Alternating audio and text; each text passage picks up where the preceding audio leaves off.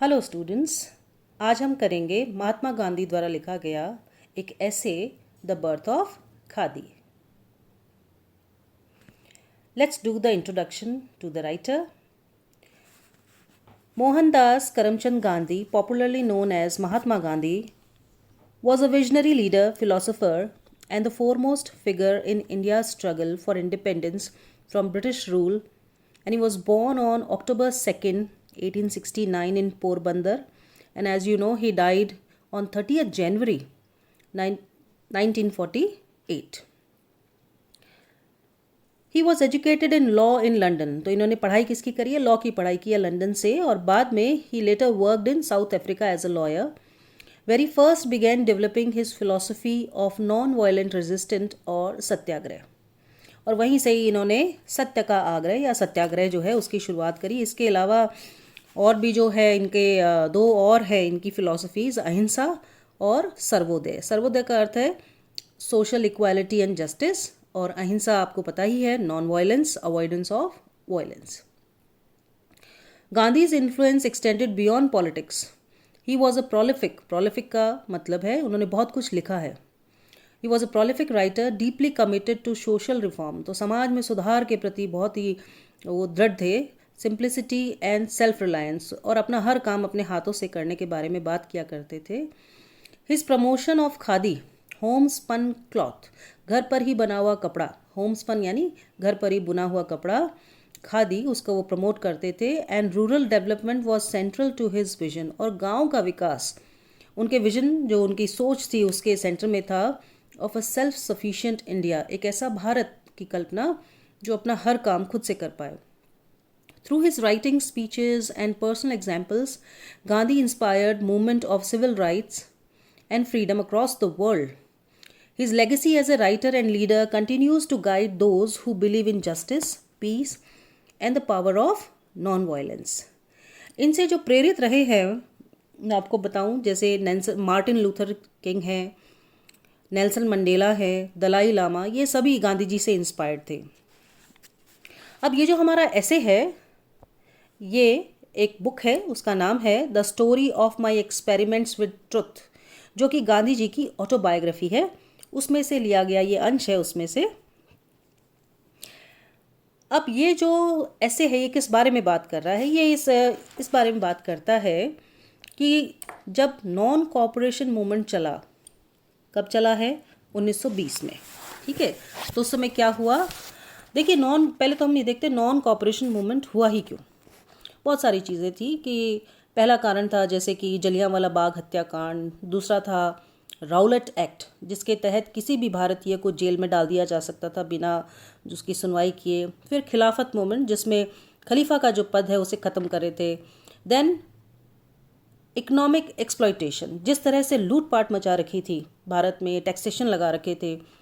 और Montagu Chelmsford reform जो थे, उसके खिलाफ नॉन कोऑपरेशन मूवमेंट जो है वो शुरू हुआ। जब ये शुरू हुआ तो भारतीयों ने क्या किया? भारतीयों ने बहुत सारी चीज़ों का बॉयकॉट करना शुरू कर दिया, जैसे सरकारी जो नौकरियां हैं उन्हें बॉयकॉट कर दिया, टैक्स देने से मना कर दिया। कई जैसे सर की उपाधि, नाइटहुड की उपाधि, जैसे टैगोर थे उन्हें मिली हुई थी, उन्होंने भी छोड़ दी वो उपाधि। तो उपाधियों का बहिष्कार किया। विदेशी कपड़ों का बहिष्कार किया और स्वदेशी को अपनाया, specially cloth made from khadi.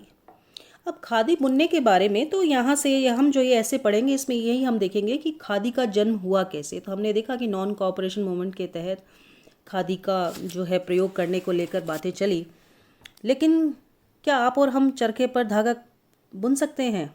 उस सूत को धागे से फिर वो कपड़ा बना सकते हैं? नहीं बना सकते। इसके लिए स्किल चाहिए। तो यही सबसे बड़ी परेशानी थी कि साबरमती आश्रम में बहुत से लोगों ने कोशिश की, सीख के आए, सिखा नहीं पाए। और अंत में गांधी जी को मिली एक महिला जो कि विडो थी, but she had a very dynamic personality. उनका नाम था गंगा बहन मजुमदार। उन्होंने वादा किया गांधी जी को कि वो सभी को आश्रम में और आमजन को भी क्या सिखाएंगी? चरखे से धागा बुनना, और धागे से फिर कपड़ा बनने की प्रक्रिया जो है वो सभी को सिखाएंगी। अब इससे बड़ा क्रांतिकारी बदलाव आया, और लेकिन ये जो आंदोलन था बीच में ही रोकना पड़ा 1922 के चौरा चौरी कांड की वजह से। लेकिन एक बार फिर 1930 में आप देखेंगे कि सिविल डिसओबीडियंस मूवमेंट जो है वो चला है और 1942 का जो क्विट इंडिया मूवमेंट है उसकी शुरुआत भी यहीं से होती है। आइए दोस्तों करते हैं अब ये ऐसे। I do not remember to have seen a handloom or a spinning wheel when in 1908 I describe it in Hind Swaraj as a panacea for the growing pauperism of India. देखिए पहले तो वर्ड है पनाकिया। पनाकिया का मतलब अर्थ है जैसे हम कहते हैं किसी चीज़ का रामबाण इलाज, कि एक ही दवाई से जो है कई इलाज हो जाएं। पैन का मतलब होता है ऑल और एकॉस का मतलब होता है रेमेडी। और ग्रीक के अंदर it's a goddess of healing. तो कहते हैं कि अगर क्या कर लिया जाए, हैंडलूम और स्पिनिंग व्हील को अपना लिया जाए तो ये एक रामबाण इलाज होगा किसका, for the growing populism. Populism यानी गरीबी ऑफ इंडिया। और ये बात उन्होंने कहाँ कही, हिंद स्वराज में कही। In that book I took it as understood that anything that helped India to get rid of the grinding poverty of her masses would in the same process also establish Swaraj. तो वो कहता है ये जो कमर तोड़ने वाली गरीबी है भारत की, अगर इससे पीछा छूट जाए तो क्या इस्टेब्लिश हो सकता है, स्वराज, खुद का राज स्थापित किया जा सकता है। Even in 1950 when I returned to India from South Africa, I had not actually seen a spinning wheel. When the Satyagraha Ashram was founded at Sabarmati, we introduced a few handlooms there. तो 1915 में जब ये भारत वापस आए south Africa से, इन्होंने तब तक खुद भी चरखा नहीं देखा था, लेकिन जब आश्रम आए तो इन्होंने वहाँ पे हैंडलूम जो है वहाँ पे शुरुआत करी कपड़ा बनवाने की। But no sooner had we done this then we found ourselves up against a difficulty. लेकिन अब चरखे तो ले आए, मुश्किल आ गई, लोगों को आ ही नहीं रहा बनाना। All of us belonged either to the liberal professions. Liberal professions क्या होता है, जैसे लॉयर्स हैं, टीचर्स हैं, या हम बिजनेसमैन्स थे। तो साबरमती आश्रम में जो लोग थे, not one of us was an artisan. Artisan कौन होते हैं, जो हाथ से किसी चीज़ को बनाते हैं, जैसे आपका कारपेंटर है, ठीक है, कोई मूर्तिकार है, तो उन्हें आर्टिसन बोला जाता है। We needed a weaving expert to teach us to weave before we could work the looms. Looms यानी हैंडलूम्स जो है कपड़ों पे जब जाता है धागा तो वहाँ से फिर बुनाई शुरू होती है। One was at least procured from Palanpur. अब एक कलाकार को, ऐसे ही एक हाथ के कलाकार को पालनपुर से बुलाया गया, प्रोक्योर किया गया यानी लाया गया। But he did not communicate to us the whole of his art. लेकिन उसने हमें सिखाया नहीं ठीक से। But Magan Lal Gandhi was not to be easily baffled. अब मगन लाल गांधी कौन है, ये कज़न लगते हैं, he is the first cousin of Gandhi ji, ठीक है। और बैफल्ड का मतलब है वो इतना जल्दी हार मानने वालों में से नहीं थे। बैफल्ड का मतलब जैसे परेशान होने वालों में से नहीं थे। He possessed of a natural talent for mechanics. देखिए हमने पिछले वीडियो में भी किया था, एक वर्ड किया था हमने, पॉलिमिसिस्ट, जिसका अर्थ था lover of machines and tools. तो ये जो है मगन लाल गांधी, ये भी क्या थे, he was a lover of tools, of machines. He was not able fully to master the art before long. उन्हें समय नहीं लगा और जल्दी वो एक कला सीख गए। And one after another several new weavers were trained up in the ashram. The object that we set before ourselves was to be able to clothe ourselves entirely in cloth manufactured by our own hands. तो हमारा object क्या था, हमारा उद्देश्य ये था कि हम सभी लोग, आश्रम के ही नहीं बल्कि पूरे भारत के लोग, अपना कपड़ा जो है अपने हाथों से मैन्युफैक्चर बने हुए हाथों से बने हुए कपड़े को ही हम पहने। We therefore forthwith discarded the use of mill woven cloth. तो हमने सीधे सीधे ही डिस्कार्ड कर दिया यानी त्याग दिया किसका इस्तेमाल को, मील में बनने वाले कपड़े को। तो वहाँ पे जो ब्रिटिशर्स की मील थी उस पर ज़्यादातर पॉलिएस्टर कपड़ा जो है वो बन रहा था। And all the members of the ashram resolved to wear hand woven cloth. तो आश्रम के सभी जो मेंबर्स हैं उन्होंने तय किया कि वो क्या करेंगे, हाथ से बुने कपड़े को पहनेंगे, made from Indian yarn only. अब यार्न का मतलब होता है धागा, धागा सूती भी हो सकता है और ऊनी भी हो सकता है, ठीक है। तो बेसिकली यार्न इज धागा। The adoption of this practice brought us a world of experience. जब हमने खादी को अपनाया, सूती धागा बनाने लगे, तो इससे हमें और भी बहुत सारी चीज़ों का एक्सपीरियंस हुआ। It enabled us to know from direct contact the condition of life among the weavers. अब जो बुनकर थे, भारतीय बुनकर, उनकी जो बुरी हालत थी उसके बारे में पता चला। The extent of their production, और वो किस हद तक किसी कपड़े को बना सकते थे। अब आप देखिए, मशीन में बड़े पैमाने पर बहुत ही कम लोगों द्वारा बड़ा प्रोडक्शन किया जा सकता है, लेकिन जो लोग हाथ से काम करेंगे, हाथ से बनने वाली चीज़ एक दिन में नहीं बनती, उसको समय लगता है। और जब पूरे भारत को ही कपड़ा पहनाना है तो आप सोचें कि कितने बड़े पैमाने पर प्रोडक्शन चाहिए था, जो कि पॉसिबल नहीं हो पा रहा था। और ये जो कपड़ा था, जो मील वाला कपड़ा था, वो बड़ा सस्ता मिलता था, और हाथ से बना कपड़ा जो है वो महंगा मिलता था। इसका जो रॉ मटेरियल है उसे लाना भी बहुत भारी था, उतना उनके पास पैसा नहीं था, बहुत गरीब थे ये। सो द हैंडीकैप्स का मतलब है जो भी कमियां थी in the way of their obtaining their yarn supply. तो जो कच्चा माल ऑब्टेन करने के लिए जो उनकी परेशानियां थी, the way in which they were being made victims of fraud, उनके साथ जालसाजी भी हो रही थी। And lastly their ever growing indebtedness, और लगातार उन्हें कर्ज लेकर, उधार लेकर अपना काम करना पड़ रहा था, लेकिन उतना प्रॉफिट मार्जिन नहीं था। We were not in a position immediately to manufacture all the cloth of our needs. तो तुरंत जो है इस आंदोलन को, नॉन कॉपरेशन मूवमेंट को बड़े पैमाने पर फैलाने का एक ही तरीका होता है कि वीवर्स के अलावा बाकी लोग भी सीखें। The alternate therefore was to get our clothes supply from handloom weavers. तो एक तो ऑल्टरनेट ये है कि हम हैंडलूम के वीवर्स से जो है कपड़ा लें, but ready-made cloth from Indian mill yarn was not easily obtainable either from the cloth dealers or from the weavers themselves। लेकिन ये काम इतना आसान नहीं था, जो भारतीय सूती मिलें थी वहाँ से भी ऐसा पॉसिबल नहीं था, ना ही वीवर्स से। All the fine cloth woven by the weavers was from foreign yarn. Since Indian mills did not spin fine counts, even today the outturn of higher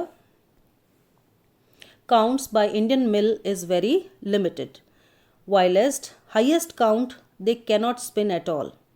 तो अगर हम काउंट करें कि एक दिन में एक भारतीय मिल कितना प्रोडक्शन करती है और एक विदेशी मिल कितना प्रोडक्शन करती है, तो हम उस काउंट में बहुत पीछे थे। हाथ से बनने वालों का तो पॉसिबल ही नहीं था। It was after the greatest effort that we were at last able to find some weavers who condescend to weave स्वदेशी yarn for us। तो कुछ लोगों ने बाद में हमारे से सहमति जताई, जो उत्पादन है उसे बढ़ाने के लिए। that we were at last able to find some weavers who condescend to weave Swadeshi yarn for us, and only on condition that the ashram would take up all the cloth that they might produce। तो उनकी शर्त क्या थी कि जितना वो बुनेंगे वो सारा कपड़ा आश्रम को खरीदना पड़ेगा। By thus adopting cloth woven from mill yarn as our wear and propagating यानी किसी चीज़ को बढ़ावा देना, it among our friends, we made ourselves voluntary agents of the Indian spinning mills। तो हम किसको बढ़ावा दे रहे थे? हाथ से बुने कपड़े को। तो एक तरह से हम एजेंट्स बन गए, अपने आप ही वॉलंटरली हम क्या बन गए? उनके एजेंट्स बन गए, उसको पब्लिसाइज करने लग गए। This in its turn brought us into contact with the mills and enabled us to know something about their management and their handicaps। We saw that the aim of the mills was more and more to weave the yarn spun by them।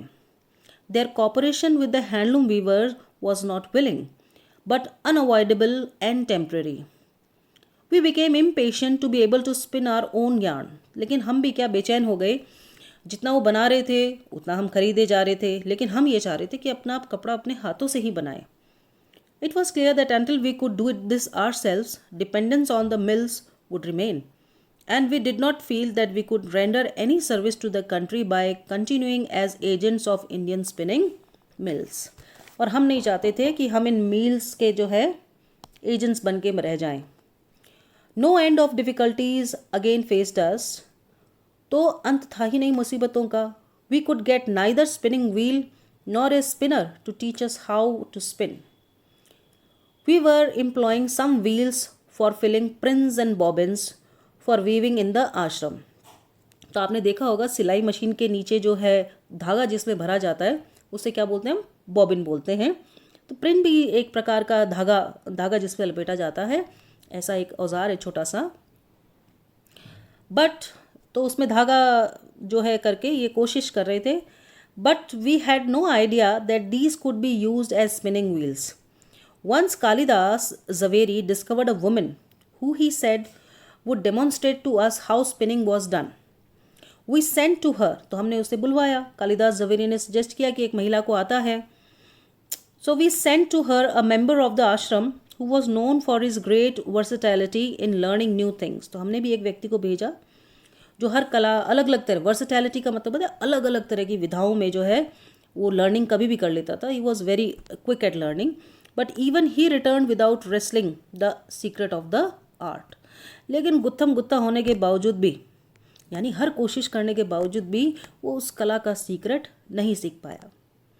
As the time passed on and my impatience grew with the time, और गांधी जी कह रहे हैं कि मैं बड़ा समय के साथ बेचैन होता गया।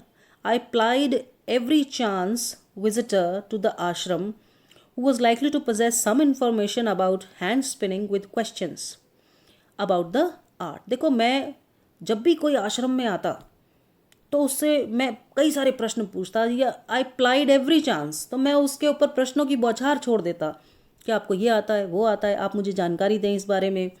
But the art being confined to women and having been all but exterminated, if there was some stray spinner still surviving in some obscure corner, only a member of that sex was likely to find out her whereabouts. तो कहते हैं ये जो कला है ज़्यादातर महिलाओं तक ही सीमित रही, और ऐसी कोई महिला जो सबको सिखा भी पाए वो अभी है किस कोने में है ये पता नहीं है।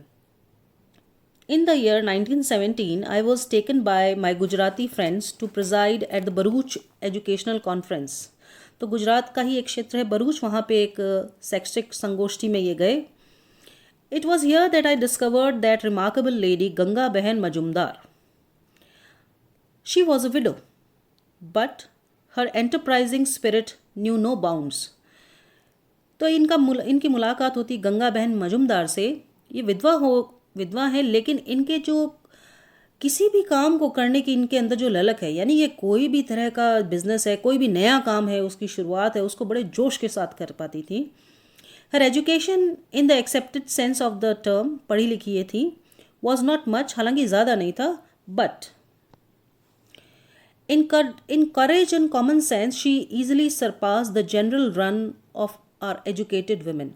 लेकिन हमारे भारत की आम पढ़ी लिखी महिला के मुकाबले इनमें जो साहस था और जो कॉमन सेंस था वो उन सबसे बढ़ के था। She had already got rid of the curse of untouchability. तो एक जो श्राप है छुआछूत वाला, उससे तो वो कोसों दूर थी। And fearlessly moved among and serve the suppressed class. लोगों के बीच में वो बिना डरे घुमा करती थी और नीची सप्रेस्ड क्लासेस के बीच में भी अपनी सर्विसेज दिया करती थी। She had means of her owns, उनके अपने तरीके थे। And her needs were few, और उनकी खुद की ज़रूरतें बहुत कम थी। She had a well seasoned constitution. देखो, कॉन्स्टिट्यूशन का मतलब संविधान तो होता ही है, लेकिन यहाँ पे इसका अर्थ है उनकी जो कद काठी है वो कैसी थी, वेल सीजन्ड, यानी जैसे एक व्यक्ति होता है गठीला व्यक्ति जो हर मौसम को झेल ले, ठीक है, तो इनका जो शरीर है वो भी कैसा था, fit and fine. And she went about everywhere without an escort, और वो कहीं भी चली जाती बिना किसी मेल व्यक्ति का साथ, क्योंकि ज़्यादातर हमारे समाज में जब महिलाएं निकलती है तो उनके साथ कोई बड़ा, कोई पुरुष जो है उनको अकम्पनी करता है। She felt quite at home on horseback, घुड़सवारी भी बड़े मज़े से करती थी। And I came to know her more intimately at the Godhra conference. दोबारा मुलाकात होती है गांधी जी की गोधरा कॉन्फ्रेंस में, वहाँ पे उन्हें वो और जान पाते हैं। To her I poured out my grief about the चरखा।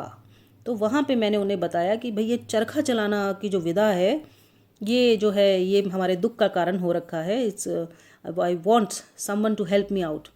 And she lighten my burden, और उन्होंने मेरा ये बोझ हल्का कर दिया by a promise to prosecute an earnest and insistent search for the spinning field. और उन्होंने वादा किया कि वो बहुत ही ईमानदारी के साथ, अर्नेस्टनेस के साथ और इंसिस्टेंट यानी लगातार खोजेंगी एक बढ़िया स्पिनिंग व्हील, और आकर क्या करेंगी, सभी लोगों को सिखाएंगी। तो ये है हमारे गांधी जी और उनका चरखा। इस वीडियो के बाद में जो वीडियो आएगा उसमें ये कंपलसरी इंग्लिश के बीएससी, बीए, बीकॉम सभी बच्चों के लिए ये मैंने वीडियोस बनाए हैं। और अब जो वीडियो आएगा वो आएगा क्वेश्चन आंसर बेस्ड, ताकि आप समझ पाएँ कि किस तरह के क्वेश्चंस आते हैं। ये जो हमारा ऐसे था ये बहुत इंपॉर्टेंट है, क्योंकि इससे शॉर्ट क्वेश्चंस आते हैं 2 मार्क्स के, 5 मार्क के क्वेश्चन आते हैं। सीन पैसेज से भी इस चैप्टर से आपको एक पैसेज दे दिया जाएगा जिससे जुड़े हुए फिर से 5-10 मार्क्स के क्वेश्चन जो है आपसे इससे पूछे जाएंगे। तो इसका जो वेटेज है इस वाले ऐसे का ये बहुत ज़्यादा है। तो नेक्स्ट वीडियो में मैं आपके साथ क्वेश्चन आंसर डिस्कस करूँगी। Thank you for watching. Please like and subscribe. Have a nice day.